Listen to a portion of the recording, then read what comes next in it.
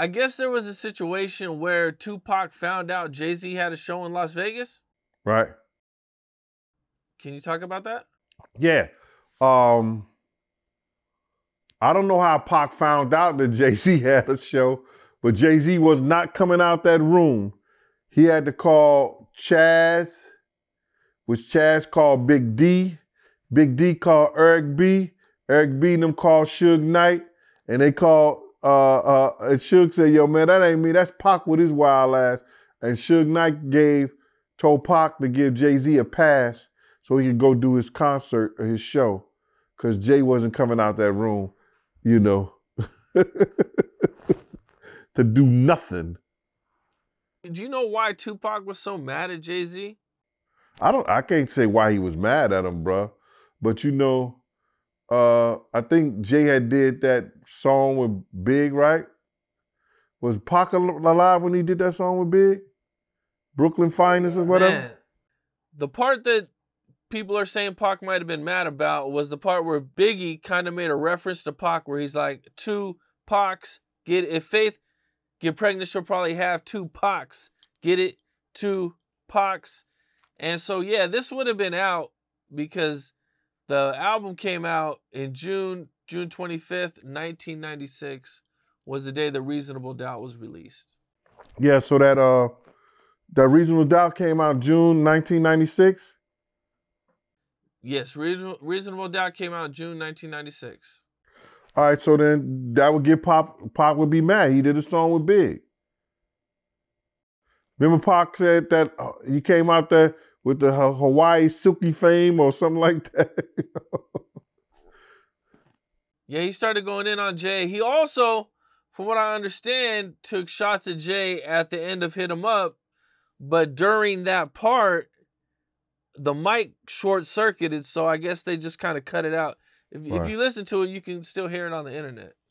Now, I seen you touch on this before about Suge starting a distribution company with Irv Gotti, Jay Prince, and Dame Dash. Right. Can you touch on that a little bit? Right. Suge Knight wanted us to keep, I guess, the money into the black business, you know, with these record labels. I think Suge was like, when it came to business, he was a genius, you know, because he was like trying to get Irv, Jay Prince, Dame Dash, who else? It was somebody else. Eric B. He was trying to get them to get their own, they all come together and start their own publishing company. You know what I mean? Yep. Publishing, distribution of our own music. And when Puff and Jay got a whiff of that information, you know, they took it to the handlers, and I guess they was telling them this can't happen.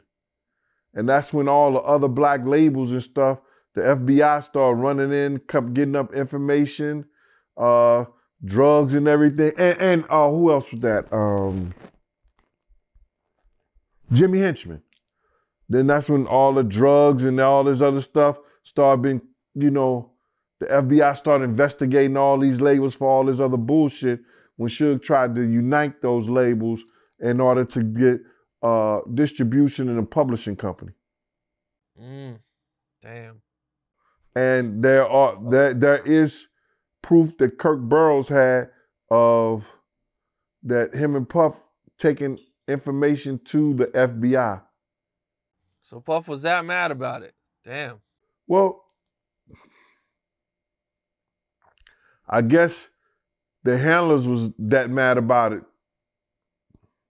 because they knew if those companies, you talking about Violators, you know, or any of those companies, they start, all those companies with big labels, if they start doing their own distribution, their own publishing, what are these other companies gonna get? It would cut a lot of people out, that's for sure. No doubt.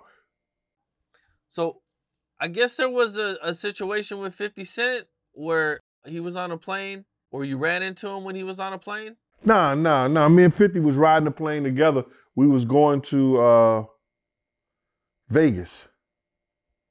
Okay. This before he had this before he had got shot. Oh, okay. Before he got shot. Okay. Yeah. This before he had got shot. So I guess you guys ended up at a party with Supreme? Right. I didn't really know that 50 and Preem them was beefing like that. You know what I'm saying?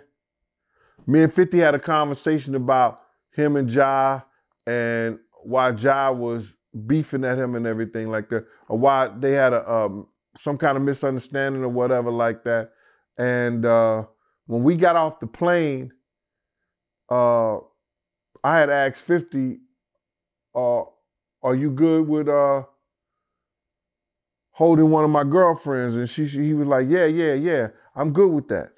So we was just chilling at the party, and Irv Gotti and them had rolled up in a limousine, and nobody got out but Preem, because they were supposed to be going to Chaz's party. So nobody got out but Preem, and Preem was at the door, and 50 was just mean mugging him, and I didn't know why he was mean mugging him. You know what I'm saying? So Preem was telling me, yo, man, tell Chaz that we not coming to the party. We finna go over here on the strip or whatever like that, and we'll talk to him tomorrow. And 50 just was leaning on the barricade, just like as if he was waiting for one of those cats to come out the car. I didn't really know they had a beef like that. And Preem left. So I went up to tell Chaz, I said, yo, Chaz, Preem down there, and I'm wondering why they ain't coming to the party. He said, they not coming up. I said, nah. He said, they going someplace else. And him and 50 was just mean mugging each other. And he said, yo, yeah? I said, he said, where 50 at now? I said, he's still down there. He said, yo, he all right? I said, yeah, he all right. I gave one of my girlfriends. Chaz was like, yo, you gave him what? I said, yeah. I gave one of my girlfriends. She chilling with him. She said, yo, get that back from him. That boy a loose cannon, man. I was like, what's wrong? He said, yo, they got beef. I was like, oh, shit. So I didn't get it back from 50, you know. I just let him hold it for the rest of the night. And then after the night, I had got it back from him. Was that your first time meeting 50? Nah, 50 was over in the studio. You got to realize 50 used to be at the studio, Chaz Studio, Black Hands. So I would see him up in the studio and everything. That was the first trip I ever went to with 50 on. We stopped in St. Louis. My brothers and them met him and everything like that. But that's the first trip I went with 50 on. I think it was 50 and Tony Ayo. 50 says he did some writing for Puff. Yeah. He used to be over there writing. 50. Yep. Did you see a lot of that? Like, did you see him in the studio? I seen a lot of people write for Bad Boy, but I never seen 50 over there writing for him. What was your first thoughts when you first met 50? Did he have that reputation even back then? Nah, like, you got to realize is that I was like the big homie. You get it? They was up and coming. They was trying to be somewhere. So they know all the shit that I was going through, all the people and all the rappers I've been around. And I was opening doors for people, for Chaz and Black Hands and everything like that. You know, like when they go to clubs, they go to parties, they always have me there first with them because I knew everybody. When they was going to some people in the industry, I could open their doors because I knew people at Sony, Arista. I knew people at the labels because I had ran around with Puff for a few years. You know what I mean? So I was the big homie, you know, me and this other kid named Prince for Black Hands. So I was opening doors. I was the one that made the introduction to K Slay. They didn't even know K Slay. I made that introduction to Black Hands to K-Slay. Okay. What's up? This is Cam Capone. We got more content like this coming soon, so hit that like button, subscribe, and stay locked in to Cam Capone News.